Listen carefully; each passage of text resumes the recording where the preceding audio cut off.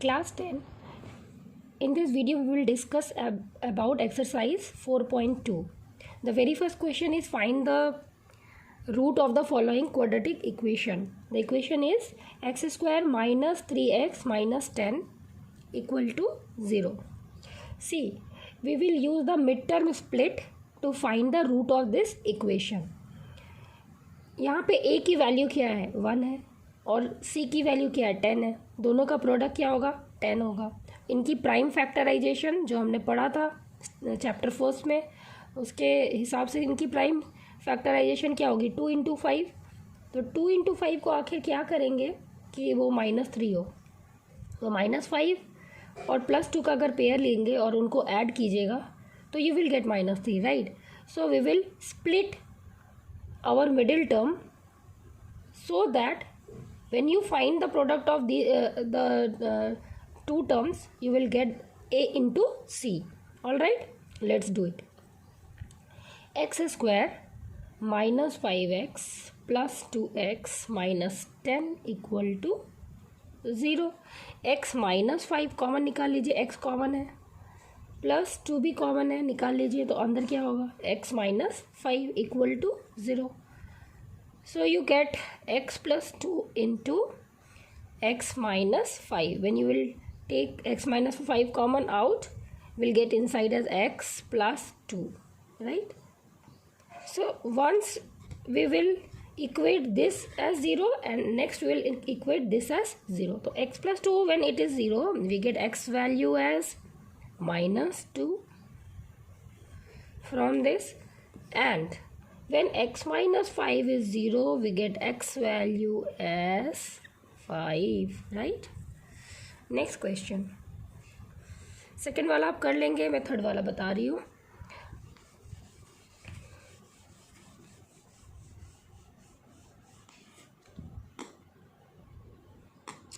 So it is √2x square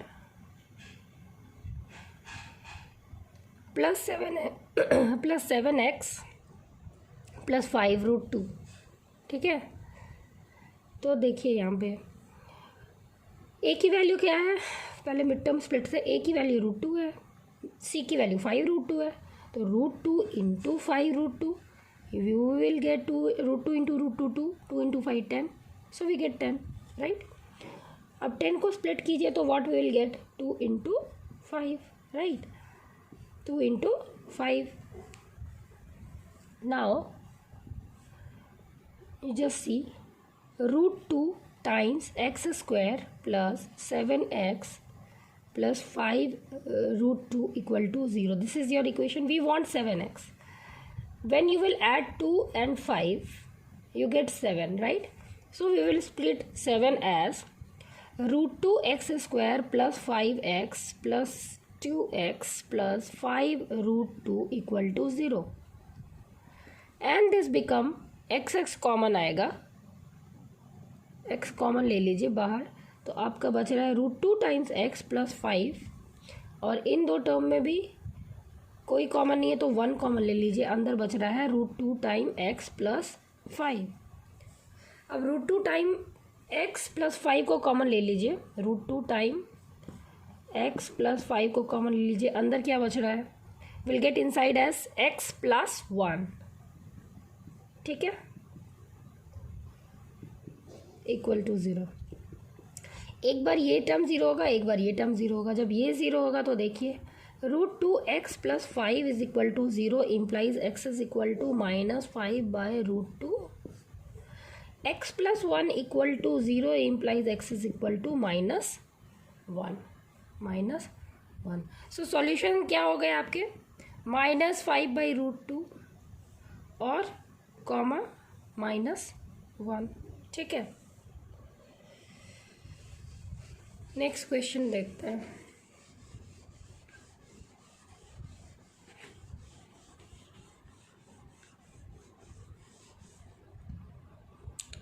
fourth one देखिए. Third one we have done, fourth one you सी.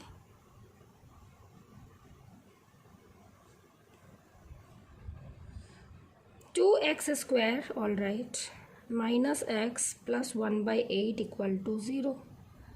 ए और C की product क्या होगी? 2 into 1/4 which is 1/8 which is equal to 1/4। ठीक है, तो how are you going to see? You can do one thing, complete equation को 8 से मल्टीप्लाई कर लीजिए, थोड़ा इजी हो जाना है। तो हो जाएगा when you multiply the whole equation by 8 you will get 16x² minus 8x plus 1 equal to 0. Now just see, a into c is 16, so we get 2 into 2 into 2 into 2. We want 8. 4 plus 4 we'll get 8. So we get 16x² minus 4x plus 1 equal to 0. अब इसमें क्या common आ रहा है? तो 4x common है, निकाल लीजिए। अंदर क्या हो रहा है? 4x माइनस 1, और इन टर्म में क्या कॉमन आ रहा है? -1 कॉमन लीजिए, तो 4x माइनस 1। अब देखिए 4x माइनस 1 बाहर निकाल लीजिए, तो अंदर क्या बच रहा है? 4x माइनस 1 ही बच रहा है, राइट? 4x minus 1। तो यहाँ रूट कैसा है children? Root are not distinct, they are repeated. तो x इज इक्वल टू 1/4 आएगा, और कॉमा इस केस में भी 1/4 आएगा। So we get 2 repeated root are equal, मतलब d मस्ट बी 0 होना चाहिए, तभी तो रूट इक्वल होता है। नेचर ऑफ d क्या होगा? डिस्क्रिमिनेंट 0 होना चाहिए। आगे देखिए, 100x² माइनस 20x प्लस 1।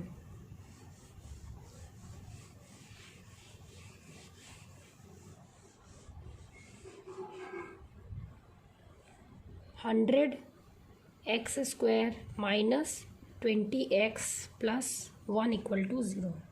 ये अब देखिए ए और सी का प्रोडक्ट तो साफ 100 आ रहा है, सो वी गेट 2 5 2 5, तो 10 और 10 का 2 आ रहा है पेयर, तो we get 100x² minus 10x minus 10x minus 10 will get 20 minus 20 plus 1 equal to 0। अब 10x कॉमन आ रहा है, अंदर क्या हो रहा है? 10x माइनस 1 माइनस 1 कॉमन आ रहा है, अंदर क्या हो रहा है? 10x minus 1।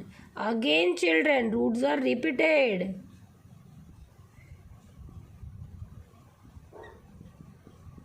Right? Roots are repeated, and x की वैल्यू क्या हो जाएगी?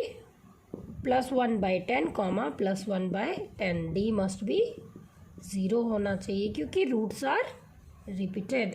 सो like this you have to solve. Next question देखिए, क्वेश्चन नंबर 2 का 1, x² minus 45x plus 324 is equal to 0। तो यहाँ पे चिल्ड्रन c की वैल्यू क्या है? 324। इनका प्राइम फैक्टराइजेशन निकाल लीजिए। अब आपको इनमें से पेयर बनाना है -45, ठीक है? तो कैसे बनाओगे आप? ठीक है, just see, 2 into 2 4, 4 into 3 12, 12 into 3 36, और 3 इंटू 3 9, 36 और 9, -36 minus 9 will give you -45. So we get x² minus 36x minus 9x plus 324 equal to 0. x minus 36, x common निकला, और यहाँ पे कॉमन निकला था -9 कॉमन निकलेगा, right? Just see, 9 3s are 27, you will get 5 4, and 9 6 are 54, completely divisible है, ठीक है? And you get x value as 36, 9. Roots are distinct, d must be greater than 0. Nature, ये क्या है, नेचर ऑफ रूट, क्वेश्चन में आएगा find the nature of the root, nature of root, तो कोई भी बच्चा नहीं छोड़ना चाहिए। नेचर ऑफ रूट्स या रिपीटेड होगा तो D equal to zero, distinct होगा तो डी ग्रेटर देन ज़ीरो, ठीक है। रूट एग्जिस्ट ही ना करे तो डी लेस देन ज़ीरो।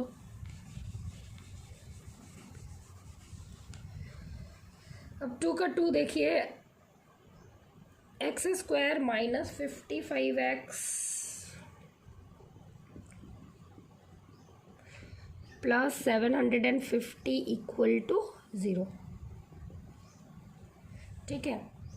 तो 750 का अगर आप निकालते हैं, देखिए चिल्ड्रन, ज़ीरो का इजीली आप देख सकते हैं, ज़ीरो का प्राइम फैक्टराइजेशन 2,5 होता है, 2 इंटू 5 विल गिव यू 10 यानी 10, और 75 आप देखिए 15 की टेबल में देखिए 15 कितना ज़्यादा 75 होता है, 5 और 15 क्या होगा 3 into 5 will get 75, 25 into 3 again 75, ठीक है। ये है प्राइम फैक्टराइजेशन। अब इससे आपको चाहिए 55, ठीक है, 55 चाहिए। तो how are you going to proceed, C 15 5 या 15, 15 2 या 30 और 5 इंटू 5 25, 30 और 25 ऐड करेंगे, -30 -25 will get -55, -30 and -25. So like this you have to see which pair you have to take in order to split the middle term. Little bit you have to see which is coming, whose sum is coming as the middle term, and you have to split, यानी तोड़ना है middle term को वैसे ही, इसीलिए इसका नाम है mid term split. तो x माइनस 30 एक पेयर निकल रहा है और x माइनस 25 अनदर पेयर निकलेगा, आप सॉल्व कर लीजिएगा। तो x की वैल्यू आएगी 30 और एक और आएगी 25। तो रूट्स कैसा है भाई, ग्रेटर देन ज़ीरो है, नेचर क्या है, ग्रेटर देन ज़ीरो है, रूट्स कैसा है, roots are distinct, roots are equal to D equal to zero, roots are distinct, distinct मतलब अलग अलग, ठीक है। समझ में आई बात। अब नेक्स्ट क्वेश्चन देखते हैं। नंबर 3 देखिए, find two number whose sum is 27 and product is 182। तो let the two number be, अगर सम दिया है 27 तो एक नंबर अगर x है तो दूसरा क्या होगा 27 माइनस x, ठीक है। तो will write let the two number be x and 27 minus x, क्योंकि दोनों की सम 27 है। अब कह रहा है कि प्रोडक्ट दी हुई है 182, तो x इंटू 27 माइनस x कितनी दी हुई है 182। इसको सॉल्व कीजिए, 27x minus x square equal to 182। अब इसको थोड़ा और फर्दर सॉल्व कीजिए, you will get what, you will get x square minus 27x plus 182 equal to 0। अब देखिए 182 को फैक्टराइज कर लीजिए, तो 2 13 7 आ रहा है। तो अब देखिए आपको 27 चाहिए, तो एक 13 ले लीजिए, दूसरा 7 इंटू 2 14 ले लीजिए, 13 और 14 इनका सम करेंगे, -13 minus 14 will get -27। So yes, we have got the mid terms as -13x minus 14x plus 182 equal to 0। अब इसको आप देखिएगा x माइनस 13 और दूसरा आएगा, आप कॉमन लीजिएगा x minus 14। So we get number as x is equal to 13, 14। The two numbers are 13 and 14 and the sum is 27, isn't it, 27 हो रहा है। एक आपका आया 13, दूसरा आया 14। अब 27 में अगर 13 घटाएंगे तो 14 मिलेगा, 27 में अगर 14 घटाएंगे तो 13 मिलेगा। सो ये it is satisfying, right, this is your answer. Next देखिए, find the two consecutive positive integer whose sum is 300, whose sum of whose square is 365, sum of whose square. अब देखिए, let the consecutive number, let the two consecutive number be x, और तो दूसरा क्या होगा, x plus 1 होगा, right. let the two consecutive number be x and x plus 1. अब इनका क्या बोल रहा है, इनकी जो प्रोडक्ट है वो है स्क्वायर की सम की प्रोडक्ट, यानी कि इनके स्क्वायर, इनका पहले स्क्वायर निकाल लीजिए. अकॉर्डिंग टू द क्वेश्चन इनके स्क्वायर का सम जो है दिया हुआ है 365. Square of sum of square is given as this, है ना. तो ये हो जाएगा x square plus 2x plus 1 equal to 365. Then 2x square plus 2x minus 364 equal to 0. अब 364 को देखिए, यहाँ पे सब में 2 कॉमन है तो थोड़ा और सॉल्व कीजिए. एक्स स्क्वायर प्लस एक्स 2 से कंप्लीट डिवाइड कर दीजिए सबको, तो ये हो जाएगा 182 इक्वल टू 0. अब 182 को अगेन आप निकाल लीजिए. 182 तो पहले 2 तो क्या हो जाना, 9 1 फिर 13 और 7, राइट. तो 2 13 7, वी वांट x, तो 13 और 14, राइट. तो x square plus 14x minus 13x is equal to 182 minus 182 is equal to 0. And this implies x plus 14 एक दिख रहा है और दूसरा x माइनस 13 दिख रहा है. x की वैल्यू क्या आ गई, माइनस 14, और दूसरा x की वैल्यू क्या आ गई, 13. तो x कांट बी निगेटिव क्योंकि वो कॉन्जिक्यूटिव पॉजिटिव इंटीजर बोला है. तो x यहाँ पे ये इक्वल है और ये नॉट इक्वल का साइन है, तो x is not equal to minus 14. ठीक है. So x is equal to 13. दूसरा नंबर क्या होगा, 13, और x प्लस 1 क्या हो जाएगा, 14 हो जाएगा.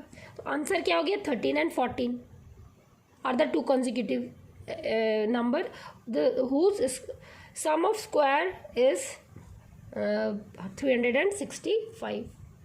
so this is your answer. Number 5 देखिए. The altitude of a right triangle is 7 centimeter less than the base if the hypotenuse is 13 centimeter. Find the other two side. So जब भी right triangle की बात हो ना, तो आप Pythagoras theorem अपने माइंड में सेट कर लीजिए. ठीक है, एक अच्छे से राइट ट्रायंगल बना लीजिए. अब बोल रहा है कि altitude is 7 centimetre less than it's base. Base अगर x है तो ऑल्टीट्यूड क्या है, x माइनस 7 है. और if its hypotenuse is 13 centimetre, find the other two side. Other two side कैसे निकलेगा, ये परपेंडिकुलर है, ये बेस है, तो P square plus B square क्या होता है, एच स्क्वायर. बैठा दीजिए सेम, एक्स माइनस 7 की whole square plus x square is equal to 13 की स्क्वायर. अब x square minus 14x plus 49 plus x square equal to 169. अब इसको फर्दर आप जब सॉल्व करेंगे तो आ जाना है आपका 2x स्क्वायर माइनस 14x और 169 में 49 जाएगा तो माइनस 120 इक्वल टू 0. 2 से कंप्लीट डिवाइड कर दीजिए, राइट. तो हो जाएगा एक्स स्क्वायर माइनस 7 हो जाएगा, राइट. एक्स 14/2 यानी 7x माइनस ये हो जाना है आपका 60 एंड इज इक्वल टू 0. 60 मतलब 2, 3, 2, 5, 2 5 ज़ा 10 और 2 3 ज़ा 6, 6 10 ज़ा 60. अब आपको 7 चाहिए. ठीक है, कैसे आप तोड़ेंगे कि आपको 7 मिल जाए. 12 और 7 ले लीजिए, 12 और 5 सॉरी 12 और 5 ले लीजिए, you will get -7. So we get x square, right, plus 12, not plus, it will be minus 12x plus 5x minus 60 equal to 0. So x minus 12 एक हो जा रहा है और दूसरा क्या हो रहा है x प्लस 5. ठीक है, तो x की दो वैल्यू आ रही है, एक आ रही है 12 और दूसरी आ रही है -5. तो x can't B negative, so x will be 12, and when x is 12, x minus will be what? 12 minus 7. X minus 7 will be what? 12 minus 7, which is equal to how much? 5 centimetre. तो आपका P कितना आ गया? P हो गया 5 centimetre. B कितना हो गया? B हो गया 12 सेंटीमीटर. और H तो दी हुई है 13 सेंटीमीटर. तो देखिए चिल्ड्रन, ये एक पाइथागोरियन ट्रिपलेट भी है. ठीक है, आपने पाइथागोरियन ट्रिपलेट पढ़ा था ना?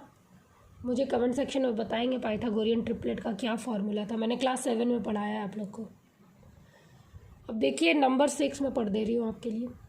अ cottage industry produces a certain number of pottery article in a day. It was observe that on a particular day that the cost of production of each article in rupees was 3 more than twice the number of the article produced on that day. If the total cost of production on that day was rupees 90, and find the article of the article produced and the cost of each article. ठीक है, तो देखिए question क्या कह रहा है कि एक कॉटेज इंडस्ट्री है, ठीक है, और उसमें certain number of pottery article जैसे जो मिट्टी के बर्तन होते हैं, वो certain number of pottery article जैसे गमले हो गए, पॉट हो गया या घड़ा हो गया, ये प्रोड्यूस हो रहा है. ठीक है, या कुछ भी प्रोड्यूस हो रहा है pottery article. It was observe that on a particular day that the cost of the production of each article is 3 more than twice the number of the article produce on that day. तो सबसे पहले मान लेते हैं let the number of article produced on that day be ₹X. अब condition देखिए क्या है कि अगर जो टोटल कॉस्ट है आपका आया 90, टोटल कॉस्ट दी हुई है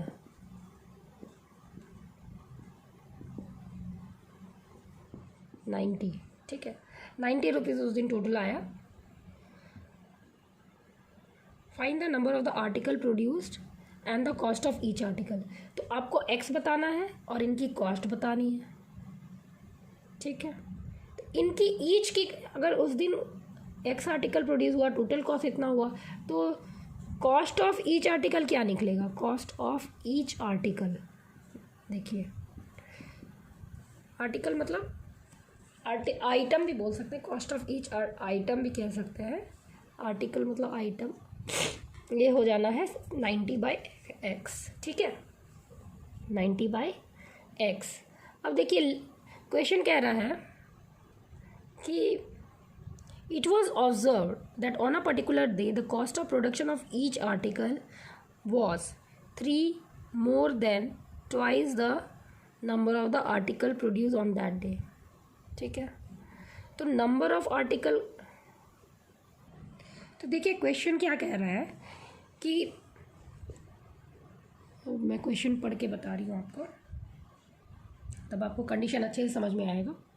क्वेश्चन कह रहा है कि it was observe that on a particular day the cost of production of each article. तो कॉस्ट आपका क्या था, हमने निकाला है ना, ये है कॉस्ट आपका. क्या है? प्रोडक्ट ऑफ ईच आर्टिकल ये है इतना रुपीज़, राइट, 90/x. तो 90/x is equal to 3 more than twice the number of article produced on that day.